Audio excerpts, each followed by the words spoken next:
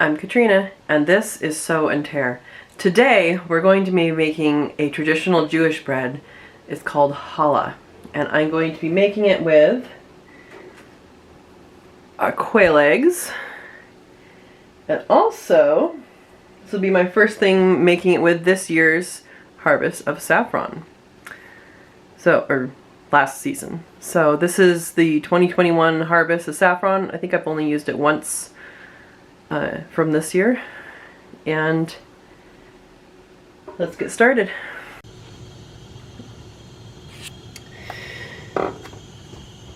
So the book we're using today is the Sunset Breads book, and you can see this is actually Holla on the front. Front page material. So here's the recipe. And it's really good. So what we're going to use to make it is flour, sugar. This is going to be hot water, which I'm getting ready now. Some salad oil, which I'm using olive oil. It calls for 2 eggs, but I'm going to be using 8 of my quail eggs. When I did my conversion of actually what a large chicken egg is for quail eggs, per quail eggs, it is 3 egg yolks and 4 egg whites of quail equals 1 chicken egg. So just for simplicity, I'm going to be using 8. I'm not going to split things up. We need some yeast, and then we also need some saffron. And the saffron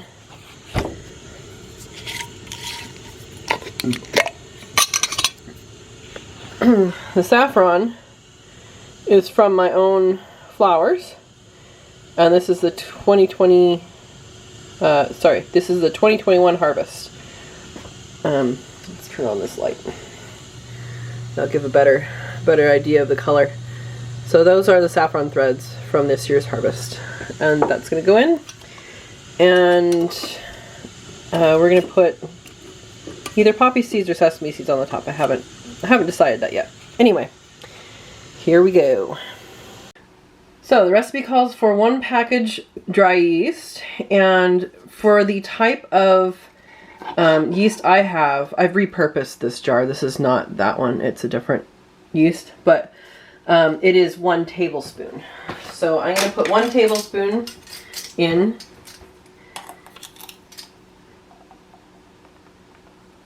Of active dry yeast. And next it calls for 1 1/4 cups warm water, about 110 degrees. So I have put water in my tea kettle, and it's actually a little too hot, but I'm going to see how it's steaming. It shouldn't be steaming that much. So I'm just going to put this halfway in. And then what I'm going to do is bring over some cooler water to mix it.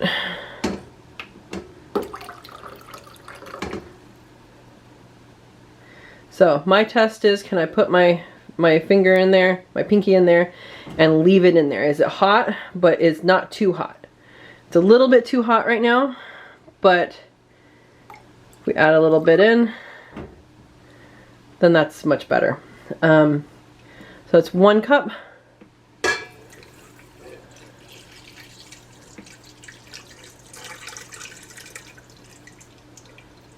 And 1/4 of a cup.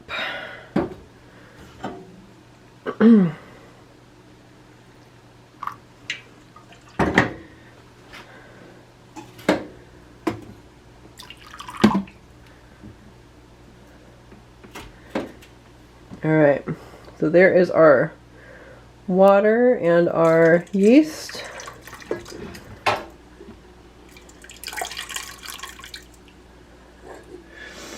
And you can see, you will be able to see at least, that is already bubbling a little bit. So we're just going to mix that together just a little. And that warmness, that warm water will wake up the yeast. That's what's happening. And if it's too hot, it will kill it. So just mix that up. And what you typically do is let it sit in a regular recipe. In this recipe, we're going to add everything in and not let it sit at this point. We'll let it sit later. Next, we're stirring in the salt, sugar, oil, eggs, and saffron. So, salt is 1 teaspoon. And I have pink Himalayan salt here. 1 teaspoon. And sugar is 1/4 cup. The salad oil is 1/4 cup, which is olive oil is what I'm using.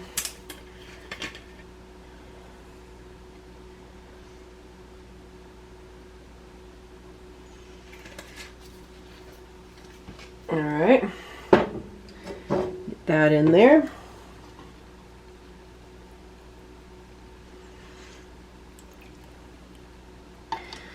All right, eggs and saffron. So, our eggs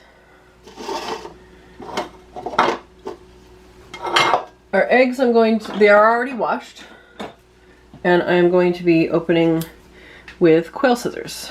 So, this is how you do that. You put the beveled edge on top. Gotta press down a little bit, cut it open, and plop it in. Again, I am doing 8 eggs to equal 2 chicken eggs, which gives it a little bit more yolk than what would be even, but I'm okay with that.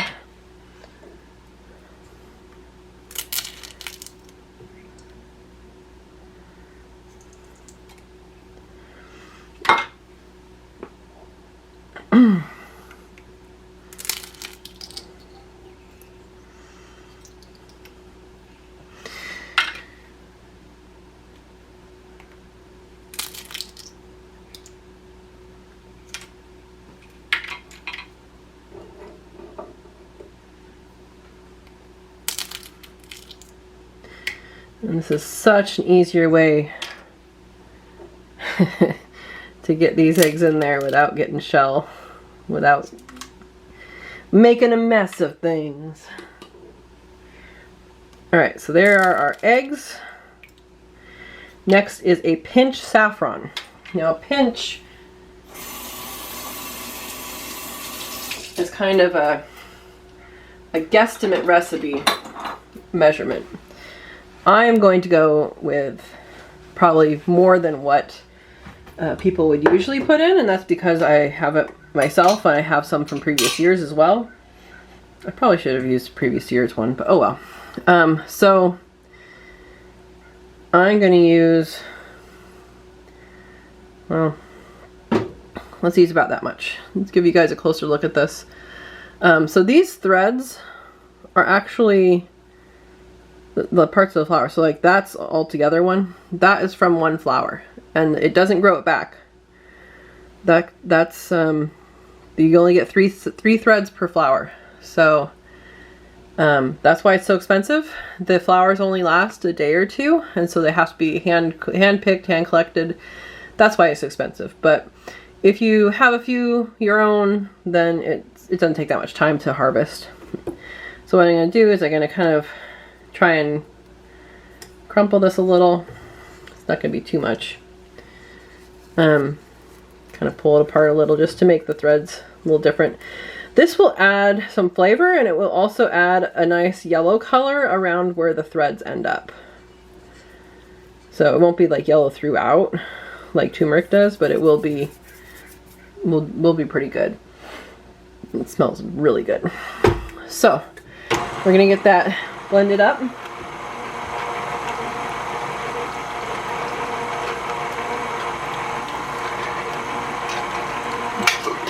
And then as we're doing that, so I'm gonna put on my little shield here, and that is so I can put flour into this without spilling it all over. So if yours came with that shield and you didn't know why, that's why. I'm using a KitchenAid. So this is adding gradually. And this dough is going to be a little bit sticky at this point.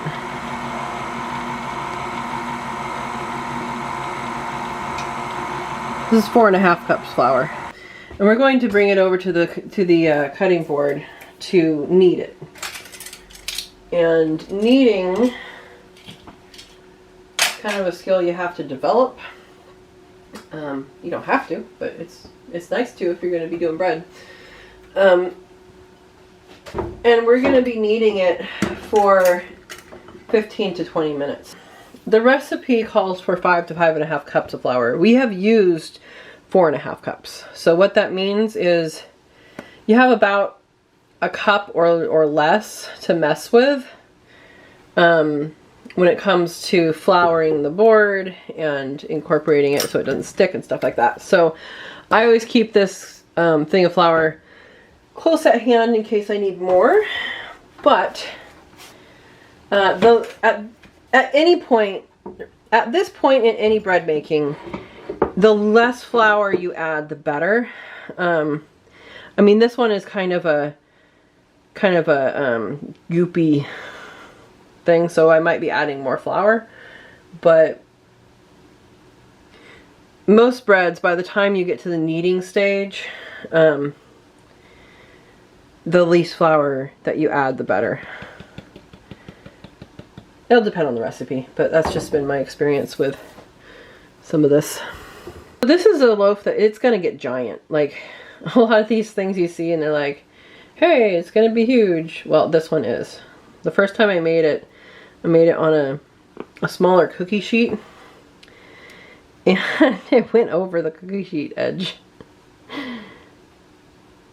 And it was a little disaster in the oven, but it was okay. It still tasted good. So saffron and vanilla are the two most expensive spices that you'll come upon. And saffron, the reason why it's so expensive is because it's a crocus. So it comes from a crocus, and it literally has 3 weeks of flowering in the whole year. I am in planting zone 9B, and it is around Halloween. The week of Halloween is usually the first week of flowering, and it says 3 weeks of flowering, but I must have 2 microclimates where I planted them, because the ones in the front yard and the ones in the backyard usually are not flowering at the same time. Like sometimes they have a little bit of overlap, but usually it's one goes and then the other one. So might be a little extended, but for any one crop, basically, it's a 3-week. It's a 3-week crop, and because it's a crocus, it's a bulb, like a tulip bulb. You can't just, plant whatever you want to in that land. There might be some compatible things, but it's not like you plant this crop and then plant another crop. So that land is tied up for the most part. So the families that grow this, it's mostly family grown, typically will do their picking in the morning before the flowers open, or when they've first opened, and they pick the whole flower and process it at night after they've gotten back from work. So it's very time consuming in that matter, that they're picking the flower and then they're picking the strands afterwards. But that is the most efficient way to do it. Now what I do is I go out and I pick the saffron threads and I leave the rest of the flower. And the reason why I do that is because what I've noticed is that the bees really like it. They will stay the night in the flower. They will, they'll still get the pollen from the rest of the flower. Because the strands is the female part. So the female part is what we're eating, and the male part is what does the pollen. So it's the female part that you're taking away. But the bees love it, and I've seen them, getting pollen from the male part the next day. The flowers only last a couple days, so I figure, why not? They're pretty, they're purple, They're pretty. The bees like them. Why, why change that for them? So yeah, it's pretty cool to be able to do that in that way instead of picking the whole flower. And then it turns into, once it has flowered, then it leaves out. And the leaves basically just look like long pieces of grass. But it is a really good border plant. And then it dies back in summer and it just looks like dead grass. So you can cut it back or do whatever you need to do for that. So, like I said, this is a very sticky dough. And I always keep extra flour at hand, close at hand. So you can make this recipe without the saffron as well. But if you are in any Mediterranean climate, you could definitely plant this. The only thing I did is because we have clay soil, I did dig a trench and put in some different potting mix just to give it a little more drainage. But other than that, I don't do anything. I don't fertilize it, I don't water it. The Mediterranean climate is perfect for this. You can grow saffron in a container if you want inside. That I know of people that do that.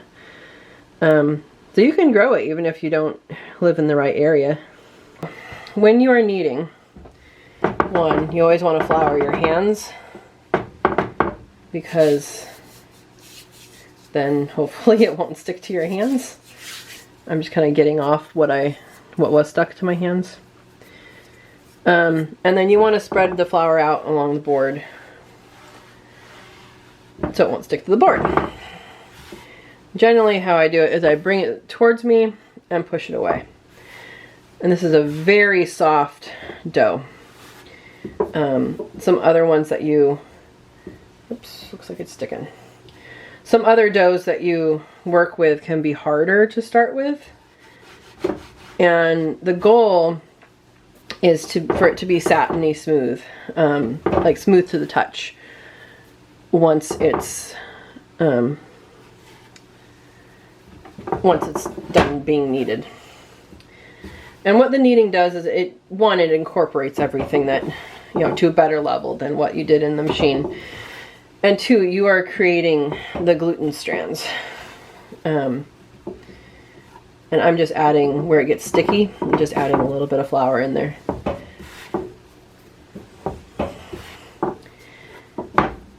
And there are no knead recipes for bread. There's recipes that you have to knead the bread several times. It's just kind of what you want to get, your desired result is.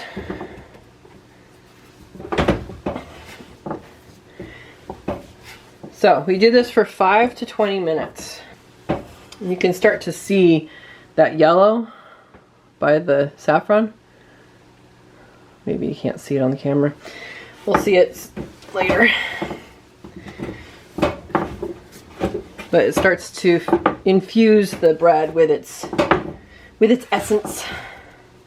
So it's becoming a little more firm now. It wasn't sticking until just then. But it's starting to become more firm.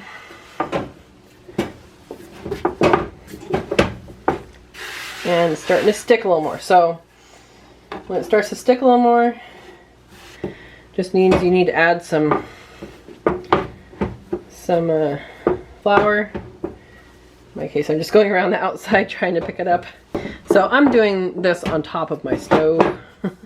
So it's sliding around just because that's the best lighting that I have. This cutting board does have little sticky feet, but doesn't work when it's on top of a stove. I guess the point that I wanted to make with the flour is to not put put all of it on right away. Just use it as you need it.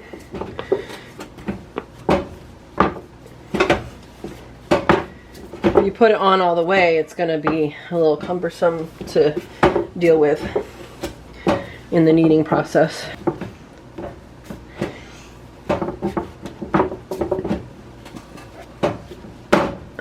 So it's starting to get smoothed to the touch, but it's not quite there yet. Still tacky and not quite there yet.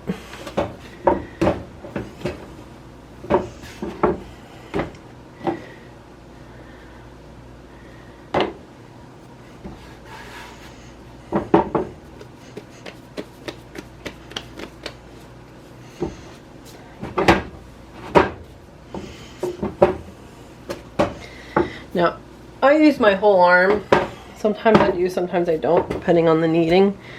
But it just gives me a longer reach. And it seems to work pretty well. I guess I use my forearm, not my whole arm. Might be funny.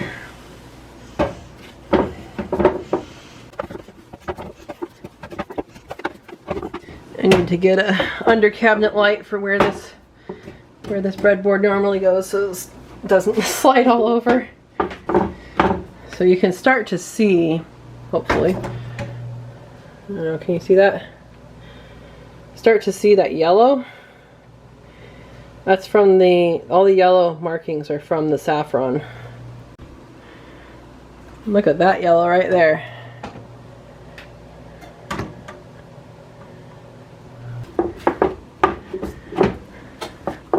I think this is pretty much done. Hopefully you can see that's smooth. It feels satiny. It's well, it's a little sticky, but probably go a little longer, but I'm gonna call it done. And that's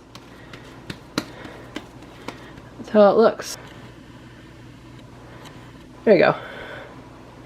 So you can see here's the saffron, and the stripes of color in it are just amazing. And that's all from the saffron. This says to spray the inside of your bowl with oil. Now, go ahead and put this in and turn it to coat.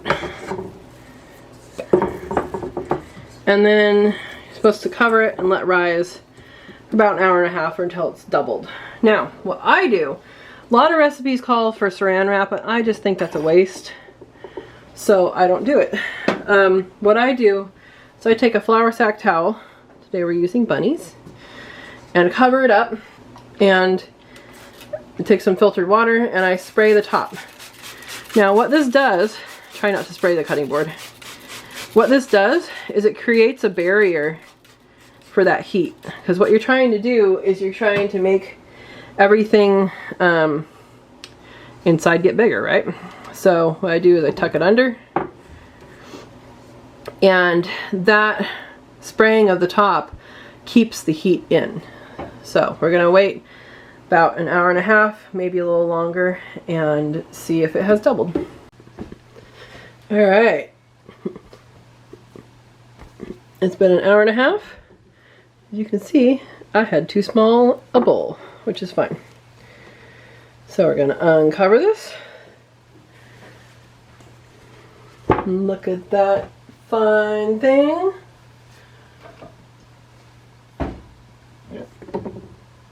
Look at that.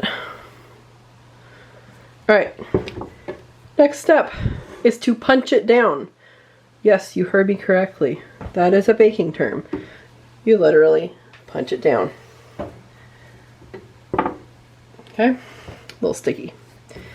So, once you punch down, you take this off, and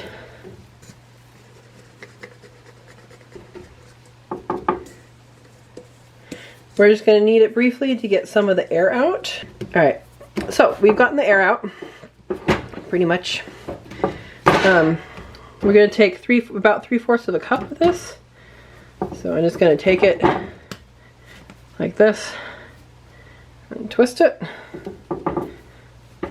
And I don't know, is that I think maybe more than that. All right, that's probably about right. Maybe a little more. All right, So we're going to cover this while we do the first part. And all that means is I'm going to put it back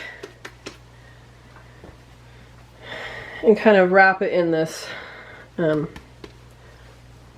flour sack towel, this drying towel.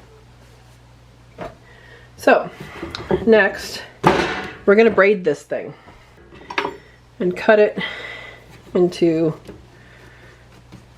4 approximately even pieces. Let's see, there's half.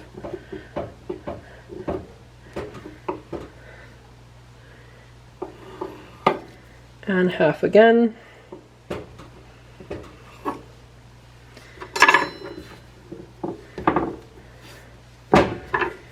And half again.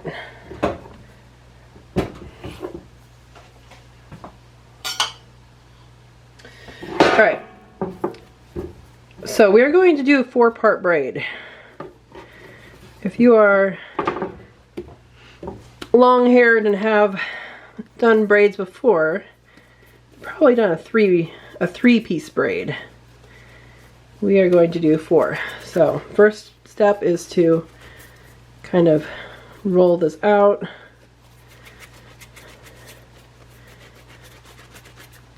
I just roll it like a snake here. You take a cookie sheet. This has to be a long cookie sheet, can't be a short one. And it's going to go sideways and it's going to be huge. And I am going to oil this. So we have our 4 pieces. And what we're going to do is connect them at the top.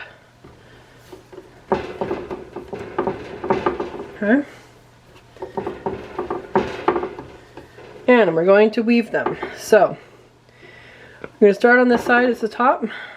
We're going to go under, over, under, and leave it over here. And I should have started in the middle of the board. Alright. And then you just keep following that pattern. Okay. Except for now we're going under, over, and then we can bring this one back. Okay. Under, over, bring this one back. You can see we have a nice braid started. Under, over, and bring this one back. Let's get one more in there. And at the end, we can pinch it all together and fold it under. We have this little bit that we set aside, and we're going to separate that into 3 pieces. So we're going to do the same thing here with these 3, except for we're going to do a 3-part braid. If you've never braided before, this is the way usually people braid their hair. You go from the outside to the middle. Okay. Outside to the middle, outside to the middle, outside to the middle, and so on until it's done. And that makes a good braid.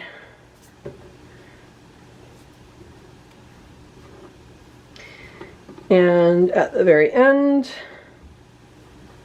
we just squish it all together.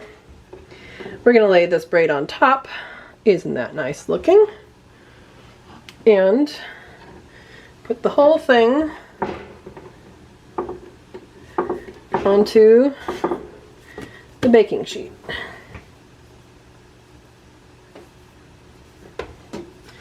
Now, this is on here pretty small right now, but you will see it's going to get much larger once it's cooked. I wanted to try and show you some of the color on this thing from that saffron. Isn't that lovely? And so that's going to get pretty big. We're going to bake it once it gets to 350 degrees. We are going to bake it for 30 to 35 minutes. I believe last time I did this I erred on the longer side and it turned out better. So I'll probably check it at 30 and it'll probably cook for 35 minutes. So once the oven is ready at 350, we will be putting it in the oven. Well, it just came out of the oven. What a lovely, lovely loaf of bread.